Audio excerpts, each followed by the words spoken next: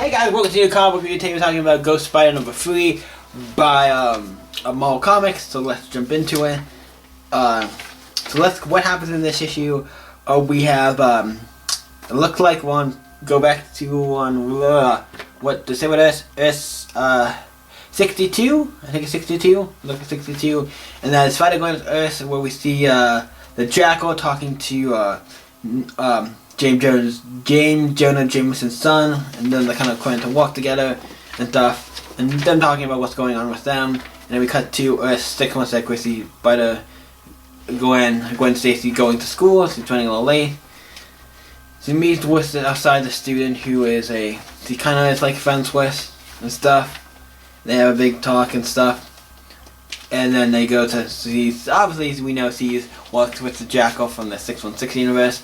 But she goes off and meets with Jackal, and she gives him what she wants to steal, to make you better. He's like, I found you, I want to steal, I want what I have rightfully mine. Here, take it. It's to last about an hour or two.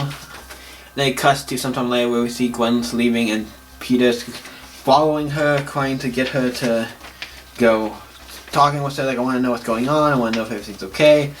Then they talk about it, it's like, yeah, I'm going. Why are you going in this alley? So she goes into an alley to change, and her costume just changes, like, because her costume is so kind of clothes. So it's like interesting. So it changes, and then so if her costumes are clothes, how do you take your clothes just come off? Interesting things you think about when you're reading this comic, and then you realize in the video, I'm like, oh, costume is also clothes. So if that works, how do you take them off? Can they be taken off permanently? I don't know if showers and stuff. Just now it's weird that I'm thinking about them. Like, I don't know. Maybe we shouldn't be thinking about that at this point in time, but just all of that. But she obviously finished talking to Peter. It's like, yeah, everything's fine. She's going back to her universe, and she opens a portal and goes through, and we see the giant werewolf thing. Sees it, and then we find out, oh shit, who is this werewolf thing? It is the girl who was friends with Jim, with obviously Gwen Stacy and met with the Jackal from this universe and got the elixir or whatever. I'm like, well, obviously that's kind of like you could obviously like knew that was the case. I'm like, you gave her an elixir, so he's gonna be this werewolf thing. It makes sense.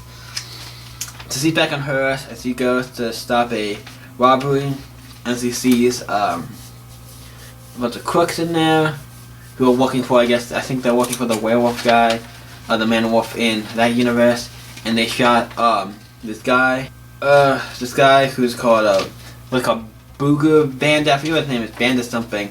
He has him and a little hamster. He robs like stores. But he's one of those villains who's like, obviously he knows, like, I can beat you any day of the week. He's one of those villains you really don't take seriously at all. He doesn't even like, whatever. Like, but when he's shot in her. He's like, cool. It's like, hey, is he gonna be okay? Cool. We're fine. We'll find the missing hamster. Don't worry about it. You need to go. She goes off. And I'm kind of like, I forgot until he said, I didn't know at first who they were talking about.